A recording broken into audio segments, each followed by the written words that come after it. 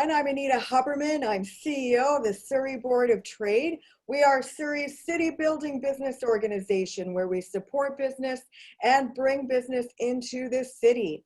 Welcome to this morning's Surrey Digital Town Hall focused on the new NAFTA agreement, which is coming into effect on July 1st. And as we all know, Surrey is a border city.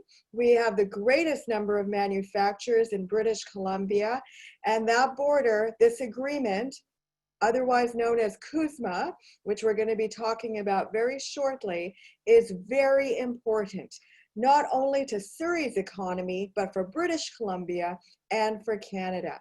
I'd like to acknowledge that we are on the unceded territory of the Coast Salish peoples, specifically the Kwantlen, Katzie, Semiahmoo, and Tawasin First Nations. And events at the Surrey Board of Trade simply would not take place without sponsorship. So I'd like to thank the Port of Vancouver for sponsoring our whole Surrey Digital Town Hall series. The Port of Vancouver during the pandemic, they have kept our supply chains alive locally, nationally, and globally. A huge shout out to our frontline workers, our railroaders, our truck drivers at the Port of Vancouver. Just a couple of instructions before we begin. This session is being recorded. The link will be sent to you after the session is over. If you do have any questions, please put them in the chat function of the Zoom technology, and we will get to your questions in as much as we have the time within this 1 hour, which goes by so quickly. If we can't get to your question, we will respond after the session is over. I also wanted to indicate just a couple of things that are going to be very important for you, and also as it relates to CUSMA. The Surrey Board of Trade, we are one of 9 organizations that are on the Premier's Economic Recovery Task Force for COVID-19, identifying gaps and opportunities for businesses, for the economy during the pandemic, and also opportunities to recover the economy.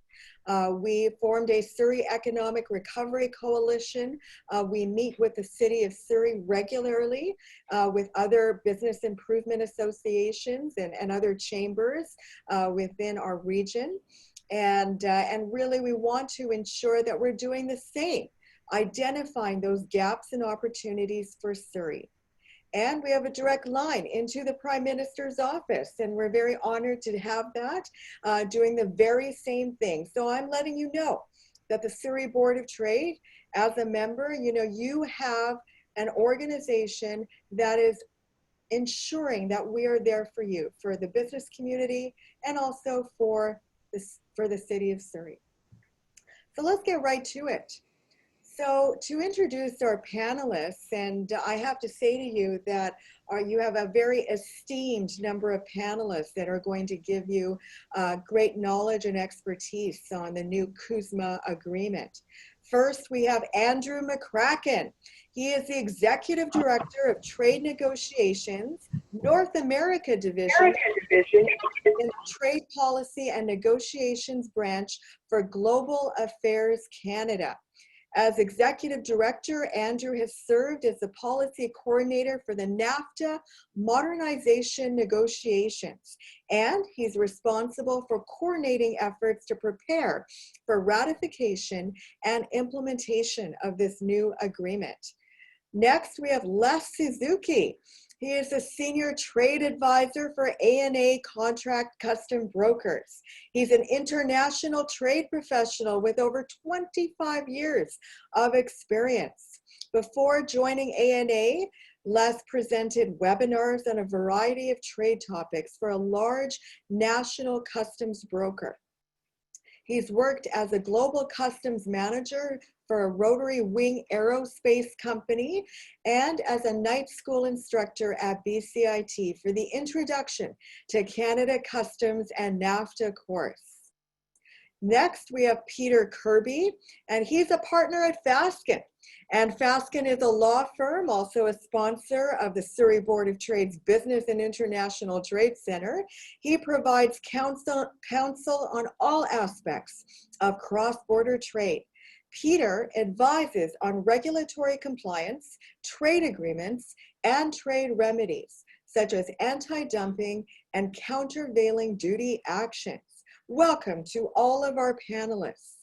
So Andrew, I'm going to start with you. Can you give us an overview of CUSMA, the new NAFTA agreement that's going to be in place on July 1st? Certainly, thanks, Anita. And let me just first say it's a pleasure to be here with you, the Surrey Board of Trade, and also with two, as you mentioned, very distinguished guests as well as Suzuki and Peter Kirby. So certainly happy to shed a bit of light on the new agreement. And I think what I'll do is maybe provide a little bit of context out at the outset before maybe I talk a bit about some of the key outcomes. And then, of course, I think there's lots of time to chat with the panel after this sort of intro. In many ways, the NAFTA modernization process was unique, or I would say in some cases, extremely unique. It was the first ever large-scale renegotiation of one of Canada's FTAs. And normally in the context of FTA negotiations, the parties are looking to liberalize trade. In this process, the stated goal of the United States at the outset was to, in fact, rebalance the agreement and draw benefits back to the US. There had also been repeated threats to withdraw from the agreement if a satisfactory agreement could not be reached.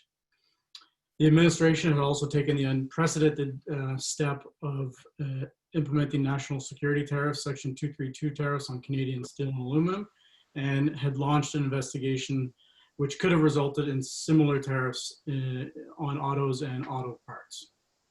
It was in the face of this situation that we set a fairly comprehensive set of objectives for the negotiation, but which can be broadly categorized as seeking to preserve the important parts of NAFTA while modernizing where we can. And really at the core, we were looking to reinforce and provide added stability and security to our market access, primarily into the United States.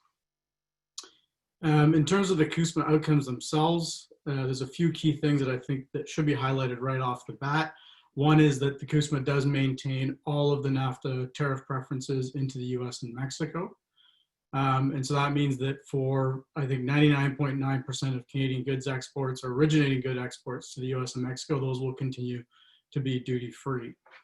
The CUSMA also preserves the important binational panel dispute settlement or dispute resolution mechanism, often referred to as Chapter 19, and that's something that's particularly important to domestic industries, primarily in the softwood area, but more recently in steel as well.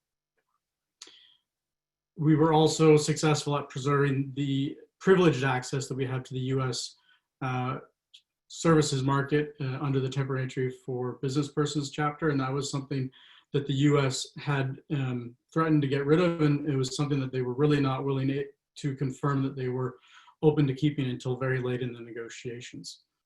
The new agreement provides predictability and security of access for service suppliers and investors, and of course, maintains the Canadian cultural exception, which was a fairly prominent outcome of the initial Canada-US FTA and also part of these negotiations as well. When we talk about the modernization angle, of course, there are modernized disciplines for trade in goods and agriculture, modernized obligations for cross-border trade and services and investment, and including financial services, telecommunications, and the new digital trade chapter. Another key development would be the introduction of chapters in the agreement related to labor and environment. And these are new chapters to the agreement. They contain fairly high ambition outcomes. And unlike the original NAFTA, the obligations on these two areas are subject to the dispute settlement mechanism under the agreement. And finally, of course, the new agreement does make advances towards the government's inclusive trade agenda, both with respect to advancing the gender perspective in free trade agreements, but also with respect to better reflecting the interests of Indigenous peoples. And on that latter point, I would highlight one key key outcome in this agreement, and that was the inclusion of a general exception that clearly confirms the government's ability to take measures it deems necessary to fulfill its legal obligations to Indigenous peoples. That's just maybe a few high-level outcomes, and I can perhaps delve into other areas later on in the discussion, but I would like to maybe give folks an update of where we are on the road to implementation. Obviously, we're at a fairly crucial part of the process. In April, all three parties provided their notification of the completion of domestic procedures. That started the clock, if you will, towards entry into force. And under the terms of the agreement, entry into force takes place on the first day of the third month following the last notification, which is July 1st. That is a date that's coming up fairly soon, and there is a considerable amount of work being done across the federal government, I would say probably at the provincial level as well, in order to prepare for implementation of the agreement. There's been a lot of work ongoing related to the uniform regulations, which help implement and administer the rules of origin, which are extremely important for goods trade. And there's also been a lot of work on aspects related to dispute settlement to make sure that we have a solidly functioning dispute settlement mechanism, and that includes rules of procedure, codes of conduct, and the roster of potential panelists. We are, of course, working to maintain very close contact with stakeholders, with those most affected by the implementation of this new agreement. And in early April, the Governor and Council, the Governor General, approved the primary set of regulations to implement the agreement, and those were published in the Canada Gazette on April 29th.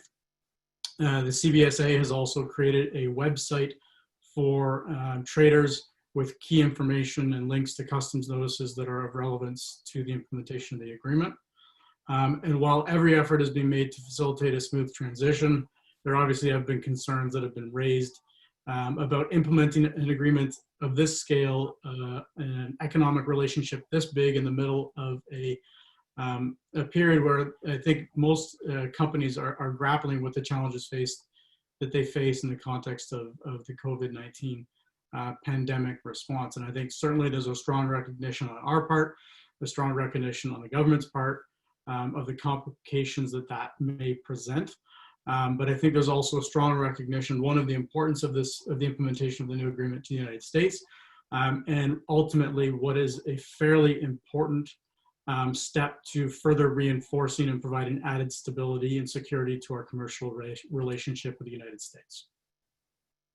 Well, absolutely. The Surrey Board of Trade, we wrote a letter actually to the various level of ministers related to this agreement about the concern that businesses have, especially during the pandemic, and to prepare for this new free trade agreement. There are many challenges that businesses will be facing, but Andrew, I want to know what really are the differences between NAFTA and CUSMA, more specifically? Well, I could probably talk for 3 days straight in terms of what the key differences are in the agreement, but I think perhaps what I'd like to do is keep it at a fairly high level. And I think one of the things that's important to remember, I guess there's two things. One is it's an entirely new agreement. It reflects a lot of the latest developments from our most recent FTAs, be it the Comprehensive and Progressive Agreement for the Trans-Pacific Partnership, or the CETA. You know, the NAFTA was signed, I think, about 28 years ago. It was developed alongside a number of multilateral instruments under the WTO, GATS, the 1994 agreements, as well as the trade-related aspects of intellectual property agreement. And so NAFTA was really fairly modern for its time, but obviously 28 years, it is beginning to show its age. And so this new agreement does make a pretty significant effort to update those things across the board. What I would say is that for the most part, a lot of businesses probably won't see a huge change. There are some areas, obviously, where the changes are more significant and will have a direct impact on business. You know, a core focus, I mentioned this, was modernization. So the original agreement had 24 chapters. The new agreement has, I believe, had 22 chapters, actually. The new agreement has 34. There's been a broader focus on looking at things that affect the environment of trades. So looking at how to better engage SMEs in the process. So there's a new SME chapter that not only includes an internal committee that's looking at SME issues, but also includes a trilateral SME dialogue, which is designed or will be designed to bring in external stakeholders to the discussion about how the agreement can be improved and how the operation of the agreement can be improved to better facilitate their engagement in trade. I mentioned the new digital trade chapter, and obviously that's designed to help facilitate trade in the digital realm and address some of the new challenges that that were not around at the time that NAFTA was brought into force. There's a new Good Regulatory Practices chapter, which is designed at trying to bring greater coherence to the regulatory requirements between the three markets, which is ultimately designed to facilitate to smooth the trade between the countries and give greater predictability to exporters that their goods can make it to market with a minimal amount of barriers possible. There's also a chapter on North American competitiveness, which is really, again, supposed to be designed as to create a dialogue on how better to facilitate trade and to look at North America as a competitor, let's say, on the world stage. So how can we work better together to make things together, not only for internal trade, but also for export as well. Some of the other key differences, I would say, maybe as opposed to things that have been added, things that have been taken away. Naturally, not naturally, but the new agreement does not include a investor state dispute settlement mechanism, at least that applies to Canada. There is a narrowly scoped mechanism between the US and Mexico, but there is no such mechanism that is applicable to Canada. Also in the area of government procurement, this was a key focus of Canada's during the negotiations. It always is a consistent offensive interest related to the United States to how better to get access to both federal procurement and sub-federal procurement. It's also probably one of the largest sensitivities of the US. And for those that may have watched the negotiations, there was a lot of press around some proposals that the United States had made and had maintained throughout the negotiations that would have actually seen Canada's access under the new agreement be less than the access enjoyed by the US's non-FTA partners. This was an outcome that simply was not acceptable, but the US was fairly consistent in its approach, and ultimately a decision was taken to not include GP in the final outcome. It doesn't mean that we don't have any GP market access to the US, quite the contrary. The WTO government procurement agreement continues to be in place between Canada and the US and several other partners. Under that agreement, we have actually better market access than we had under the NAFTA. Not only is there more modern rules and procedures under the WTO GPA, but there's also sub-federal coverage, which is not something that was available under the NAFTA, and that applies to 37 states. Also, the dollar thresholds for procurement are higher, and what that effectively means is that Canadian procuring entities can source more domestically to higher thresholds. I think the NAFTA thresholds were in and around the 75,000 range, but under the GPA, they're up in the $240,000, $275,000 range and above. And that's something that I think is fairly important because under the NAFTA, there are set-asides for small businesses. And in the US, the small business set-aside is quite significant. I think I don't even want to guess, but it's definitely over $250,000 US. And so these new GPA, using only the GPA thresholds provides a bit more reciprocity, if you will, in terms of the market access between Canada and the US. What industry sectors, Andrew, will be most affected by this new NAFTA agreement? That's a good question. I would say, and perhaps there might be an opportunity to chat a bit more about how, but I would really put the key focus in terms of the auto sector. NAFTA was always, or it has always been, I think, the most stringent set of rules of origin in any of Canada's FTAs, and I think it's the most restrictive in terms of duty-free access of any FTA in the world. That's a reflection of the uniqueness of the North American market and the strong relationship between Canada and the US. And that is something that has not only been maintained, but it's actually been strengthened or made more restrictive under the new agreement. There's also been several new requirements placed on auto producers and parts makers, at least in terms of core parts, as well as something referred to as the labor value content. And it's certainly something that's going to impact how, maybe not how cars are produced, but certainly how companies operate and how they seek to both monitor and track what they're doing, but also demonstrate their compliance with the rules of origin under an agreement. In the area of agriculture, obviously some fairly significant outcomes in terms of maintaining the significant bilateral agriculture trade with the US, but obviously as well, there was some incremental market access that was given to the United States in the form of tariff rate quotas into Canada's supply managed sectors. So those are obviously going to have an impact on those sectors, and the government's been fairly clear and consistent in its message of support for the industry and its commitment to continue to work with them, not only to address specific transition issues that may occur as a result of the implementation of the agreement, but also to work with them to establish a dialogue going forward for how the industry can adapt and what the future of the SM industry is in Canada. So Les, from ANA Custom Brokers, what are the most important and immediate things that companies need to do to prepare for CUSMA? Good morning, and thank you, Anita. It's a pleasure to be here.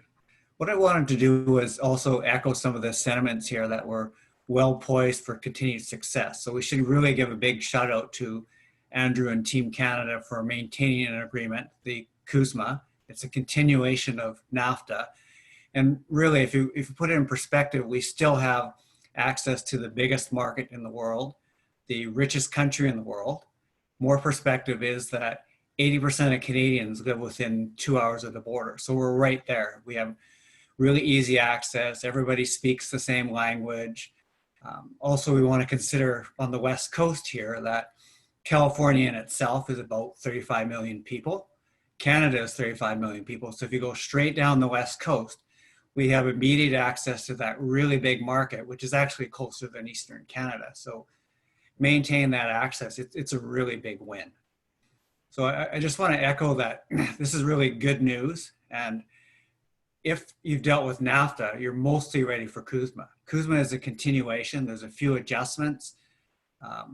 There's things that you need to do immediately, which we'll dig into. So the next few questions, they're going to dig a bit deeper into some of the details, and we'll get right into the nuts and bolts of that. Excellent, thank you. So Peter from Fasken, CUSMA changes some of the rules and processes governing how certain goods are traded within North America. Can you explain for the audience how the important changes there are in the rule of origin of specific industry sectors?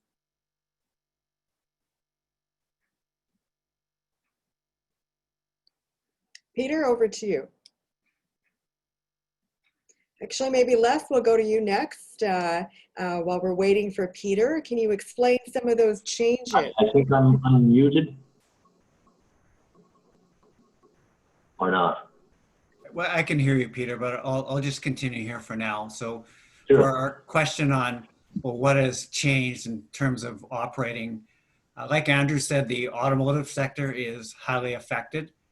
Way back when we had this auto pact, there was a relationship between Canada and the US where they could move vehicles back and forth across the border quite readily and easily. So NAFTA was a continuation of that, and CUSMA is a continuation of that. So specifically in the automotive sector, you need 75% North American content now. The previous was 65. Now, it doesn't really sound that much different. But in reality, what the automotive companies would do is they would look at their costs, they would take the engines, the transmissions, their labor, and the overhead, and they would get somewhere around 70 or 75% to certify a auto as being originating. Now with the threshold being 75%, they probably have to take their safe threshold to either 80 or 85%, which means tracking and tracing much more and many more smaller parts. So it would be a bit more work for those automotive companies. Also in the automotive section, there is a requirement for 70% North American steel and aluminum. So meeting that could be a challenge with the way the global steel and aluminum markets work. Also, there is a technical area of labor payments. You have to pay a percentage of your labor force, at least $16 an hour, which primarily affects the Mexican portion of the automotive production. So that's some highlights of the automotive. When we look at the specific rules of origin, we have to note that some have changed and some have not. So by coincidence, I happened to work with a bunch of paint manufacturers, and I looked up, well, what was the rule of origin under NAFTA? What is the rule of origin under CUSMA? And right away, I noticed there was a change. So specifically, when you make paint, there's a ingredient, it's a white powder called titanium dioxide. So under NAFTA, that was fine, get it from anywhere. Under CUSMA, you have to watch because that has to now come from North America. And so the titanium dioxide market, when I looked at it more closely, it comes from places like Ukraine, China, Australia, places that aren't part of CUSMA. So that is important to note. As I dug a little deeper, other people asked me, well, what's different in terms of the rules of origin? So I looked up fireplaces as another example. That rule of origin is identical. So there is no change. So on a basis of my quick sampling, I'd say most have not changed, but by coincidence, the very first one that I looked at did change. So really the lesson here is that you need to know your rule of origin, make sure there has not been any changes that affects the qualification of your goods. Another point in the CUSMA is there's this de minimis provision where you're allowed to have now 10% of items within your production that are not North American, that don't meet the rule of origin. Prior to that, it was 7% under NAFTA. So there's a little bit more breathing room in terms of qualification. So those are a few of my highlights, and we can go over to Peter and he can add some more of his comments. Peter, over to you. Hi, I'm on audio now? Yes, you are. Oh, good. Okay, I want to apologize for the video problem. I do not know what the problem is. First time I've seen it. But I wanted to just echo what Les was talking about. And I think the most important lesson he had in there was there is no other way to figure out how CUSMA is going to affect your exports to the US without looking at the rules of origin specific to your goods. And I think that's something that's almost an absolutely necessary, it is an absolutely necessary first step for every company to do. Companies don't need to become experts in CUSMA, but they absolutely need to know what the rules are in respect of their particular goods that they're exporting or even that they're importing. And I think Les was saying he was doing a lot of work in the paints and in other industries. The place to go for that first step for any company is to your customs broker or whoever's been handling your imports over time. And it's not a particularly difficult job, but it's an absolutely necessary job because some of the rules in industries, for example, pharmaceutical, healthcare, IT, cosmetics, chemicals, there are changes. Of course, in the auto sector, there are huge changes. You need to know, and you need to know fairly quickly, because on July the 1st, you're going to either be certifying goods as qualifying for CUSMA or importing goods that your supplier has qualified, and you want a certain sense of a reassurance that your qualifications are good, because the retroactivity can be very expensive and the penalties can be very expensive. So first question would be, talk to somebody like Les and get them to look at your imports, compare the NAFTA rules with the CUSMA rules, and then get a sense of what you need to do to change. So Les and Peter, my question to you, and Les, you'll go first. I wanted to talk to you about certificate of origin. So under CUSMA, there's no prescribed certificate of origin. How are exporters supposed to certify their products? What about importers? Is there a need to certify? Les? Yeah, this is actually a really great question. And the way it's phrased, the second part is a little bit loaded. I'll address that second. So the first part of the question is, well, there is no prescribed certificate. So what we saw right away was there was a gap in that. People were saying, well, how do I certify my goods? I had a NAFTA certificate. Can I have a copy of the CUSMA certificate? And we would say, well, there isn't one. So we pivoted very quickly. So pivot is the key word, as many companies are doing these days. And we came up with a suggested format. It's nothing official, but we had all the data elements on there of what's required. And we circulated that fairly quickly saying, hey, there was a NAFTA certificate. Now there's a CUSMA certificate format that you can use. So you can fill that out yourself if you're an exporter. If you have people that you buy from, you should get them to fill it out. And so it looks very, very similar to a NAFTA certificate. If you've seen a NAFTA certificate, the CUSMA certificate format that we put forward does not look very much different.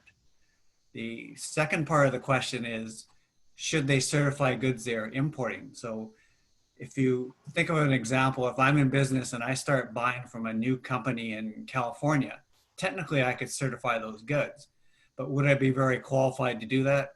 Probably not, because they don't know a lot about their manufacturing processes. So we would highly recommend that you get your certification from the company supplying the goods, because they know how they're made, they know all the processes. And if we go back to what Peter said, they would have, in theory, looked up that rule of origin and made sure that they are properly CUSMA certified. So over to Peter for some more comments.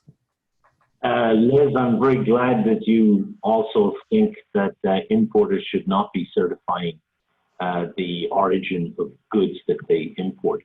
Over the last 5-10 years, we are regularly involved in disputes between importers and exporters, where the exporter has certified the goods and either U.S. Customs denies the qualification for NAFTA, or Canadian Customs denies the qualification.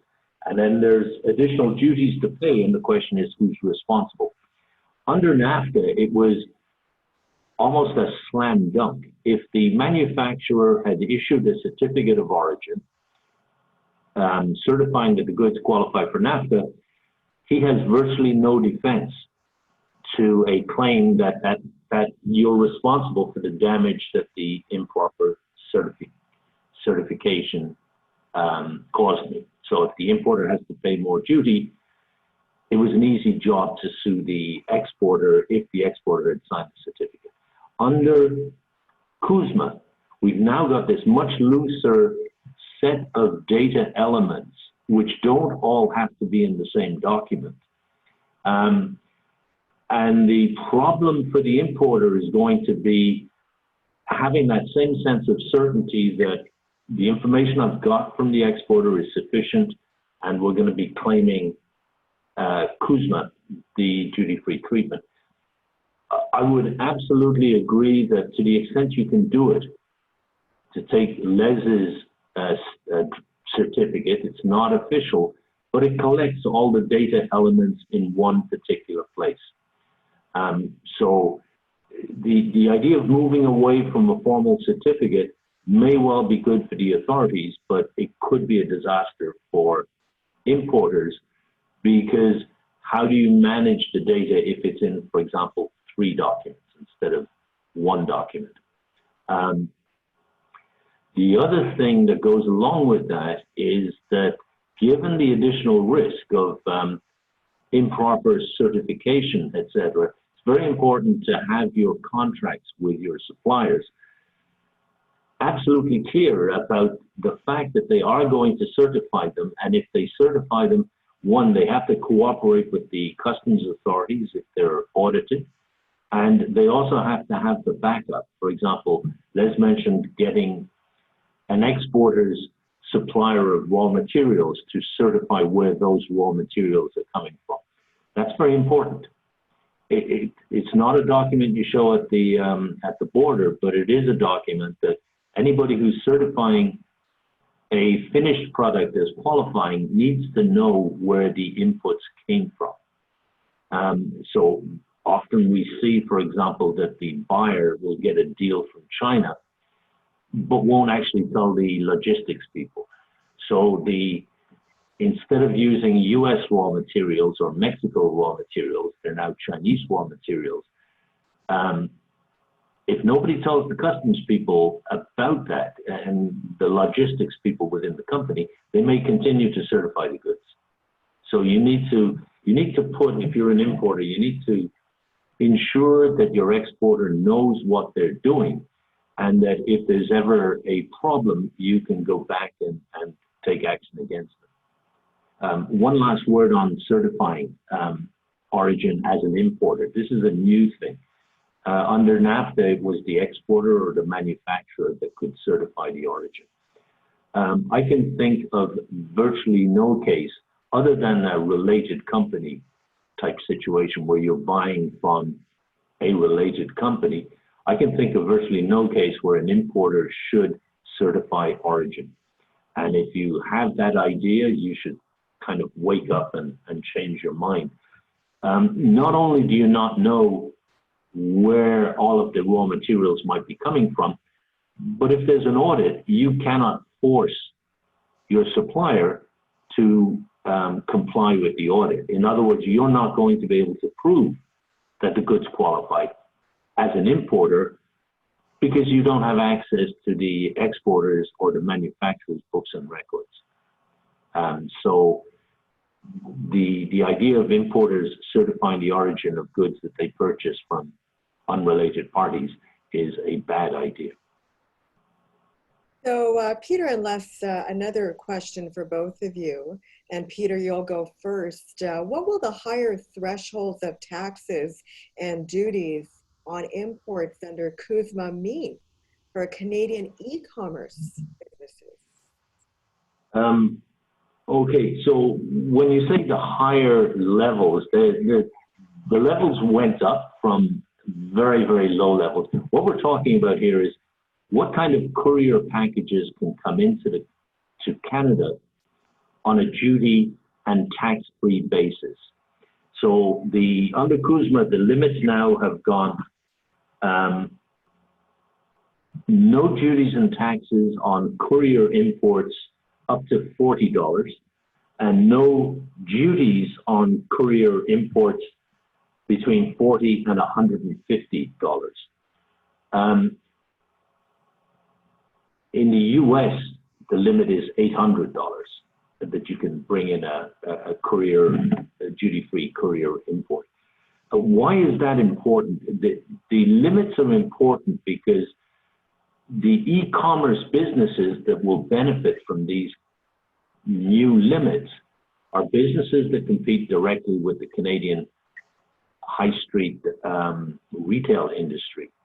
So, for example, a Canadian retailer might be selling a toaster. He would import a toaster to the tune of in a container, and would pay duty on the total value of the 1,000 or so toasters that he's importing.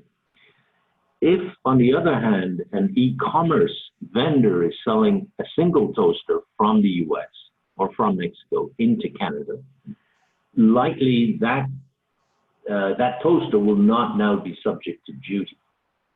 And what does that mean? That means the cost for the Canadian retailer is higher than it is for the US retailer when selling to Canadian consumers. So the retailers have been very active in trying to hold these limits down as much as possible. So there has been an increase. Obviously, that will have an impact. The extent to which it will is not clear. However, there is still a measure of protection in the sense that globally these limits, $40 to $150, are still nowhere near as high as the amounts going into the United States.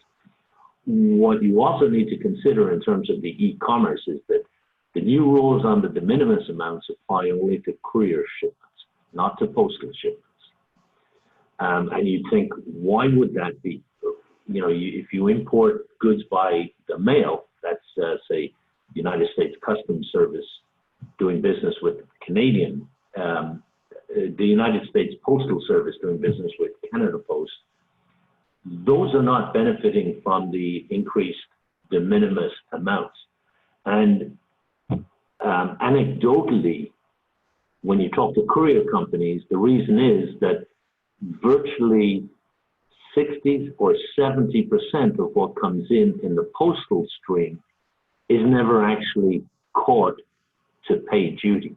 In other words, the courier companies have to declare the value of the goods that they're bringing in a separate line on a document.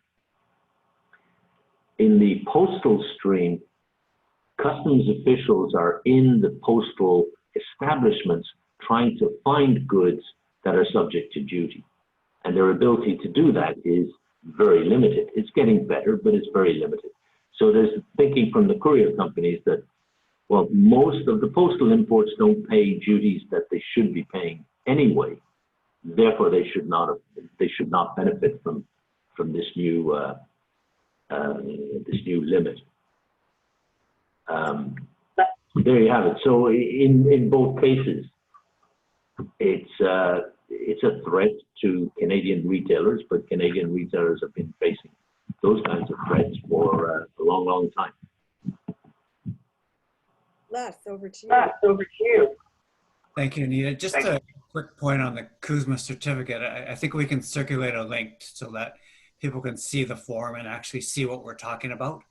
On the e-commerce, I think in the overall picture, there were these big threats when the negotiations were going on for the new CUSMA about wanting to open the door really wide open and take things up to the same US level of around $800 US. So that largely went away. I think the Canadian retailers are thankful for that.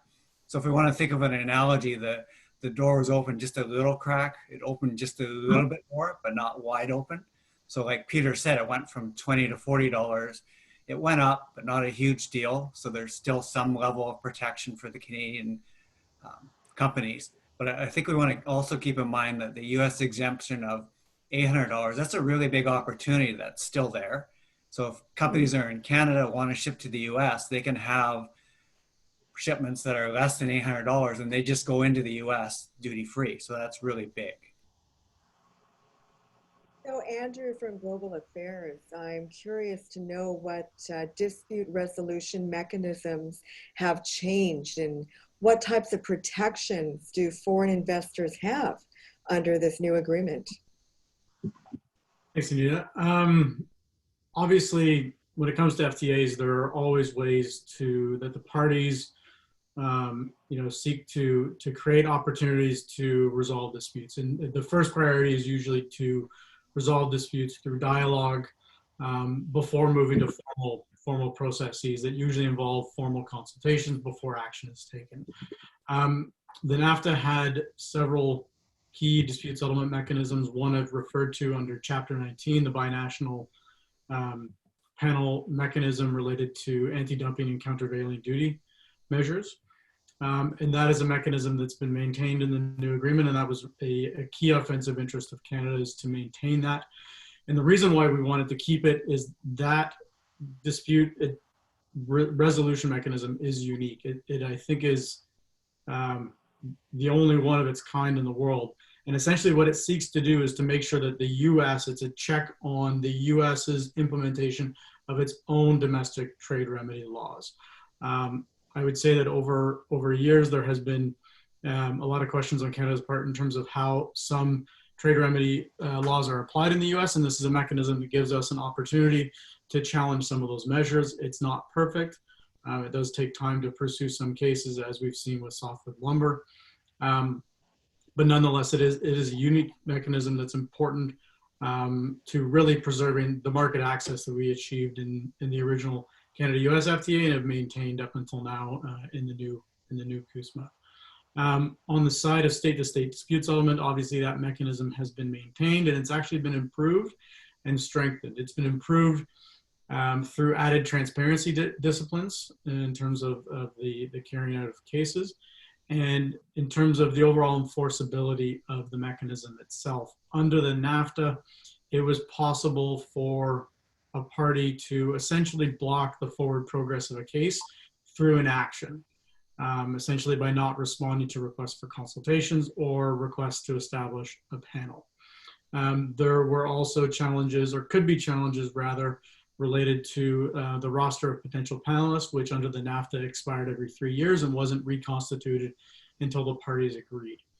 Under the new agreement, things have been changed so that panel establishment takes place automatically upon request from a party, and the rosters are continue to be in place until they're replaced by a new roster by the party. So that provides added assurance that not only that we can bring a case, but that a case will follow the normal process towards a conclusion, and that essentially helps overall implementation of the agreement and makes sure that disputes can be resolved before they become more significant problems, and perhaps that there are efforts to seek to resolve it outside of the context of the mechanisms provided for in the FTA itself. I've mentioned before that the ISDS mechanism is no longer a feature of the Canada-US FTA, if you will. Under the new agreement, both Canada and the United States actually had an interest in not having an ISDS mechanism. I think if you look at the history, I don't think there's any successful cases against the US by a Canadian investor under ISDS, while there have been several successful cases taken by US investors against Canada. So that is a mechanism that is no longer going to be in the new agreement. Importantly, I would say in the context of the US market, obviously we have a high degree of confidence in terms of US domestic courts, and that there is a recourse there for companies. The US is a safe and secure place to invest. And of course, state-to-state dispute settlement also applies to investment obligations. So if there ever were to be a significant issue, there would be that method of recourse as well.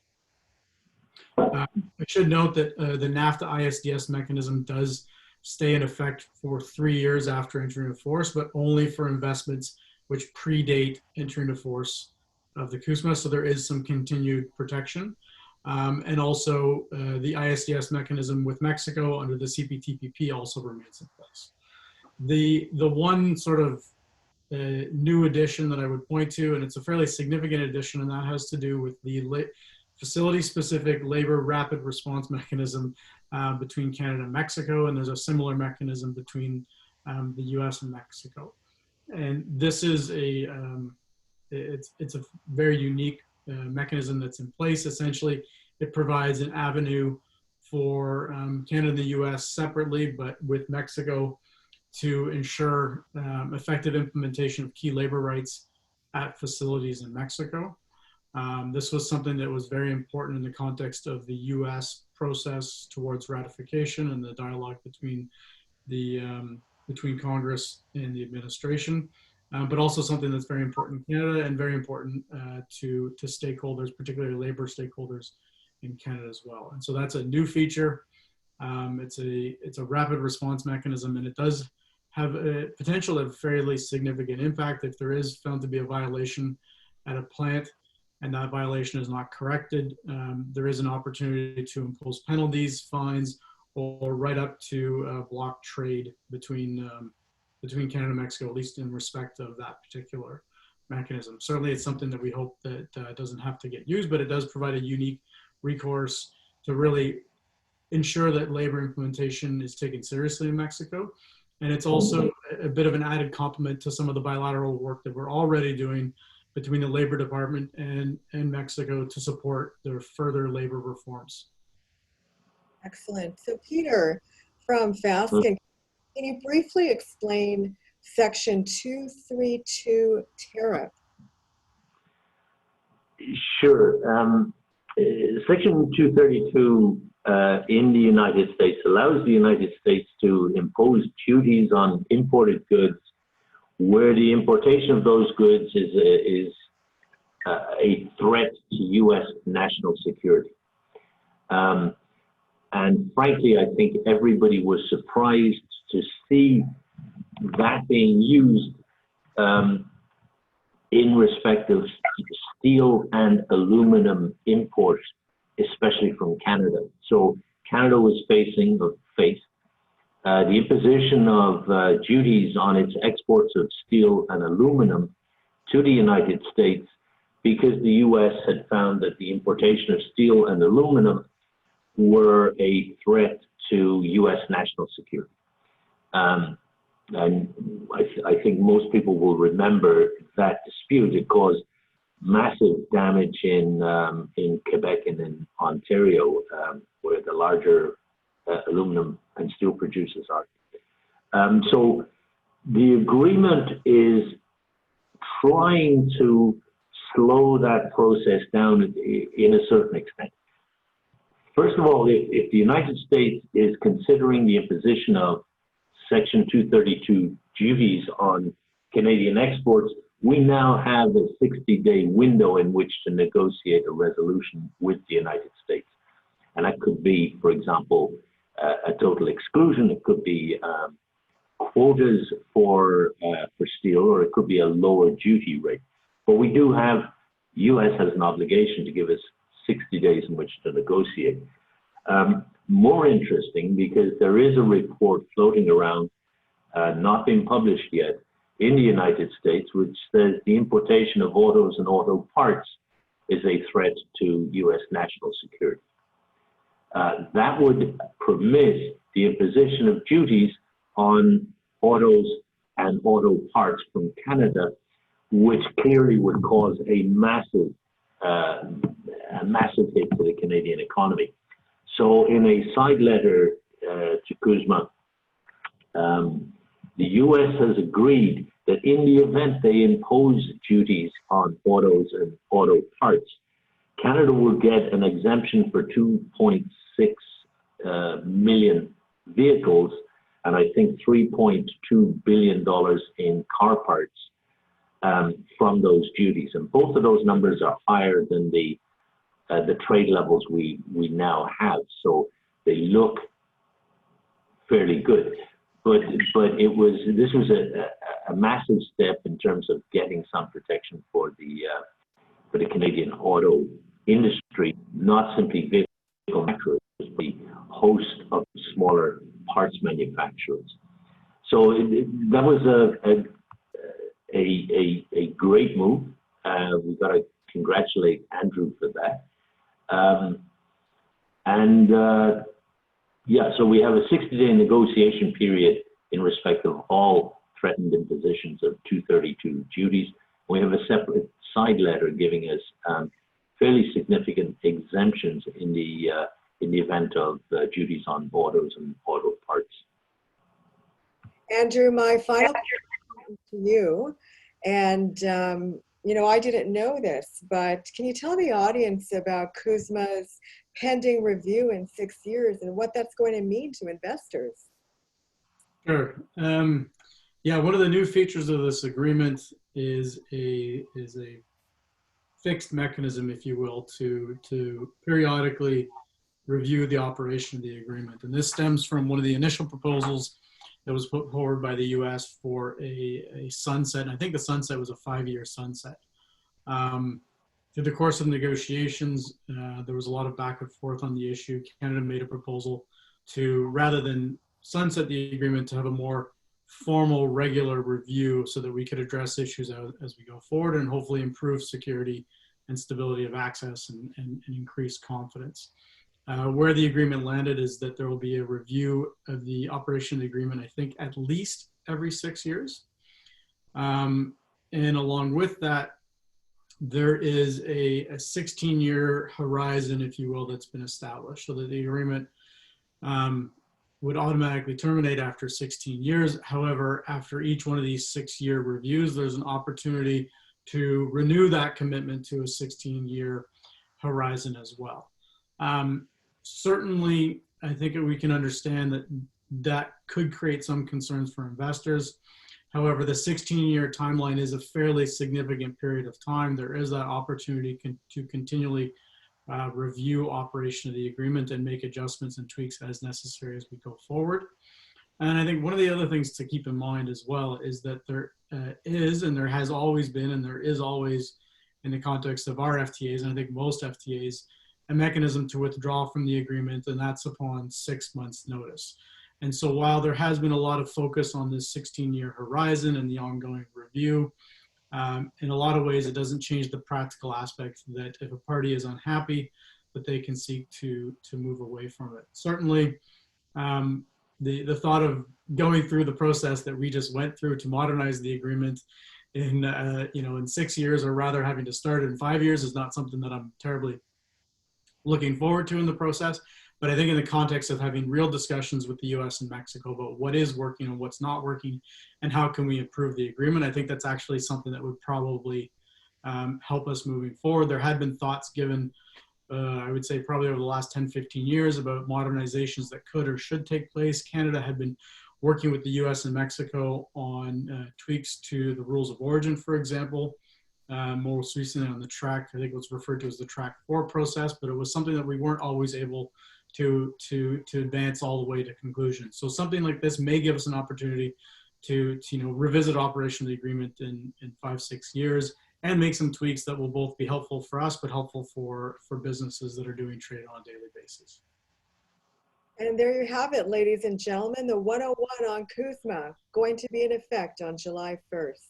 And so important to Surrey, British Columbia, as we are a border city, contributing to global national supply chains. Thank you to our panelists, Andrew from Global Affairs, Peter from Fasken, and Les from A&A Custom Brokers, doing business right here in Surrey. Thank you to the Port of Vancouver for your sponsorship. And remember that a recording of the session will be sent to you afterwards. Make it a great business day, everyone. Thank you for joining us.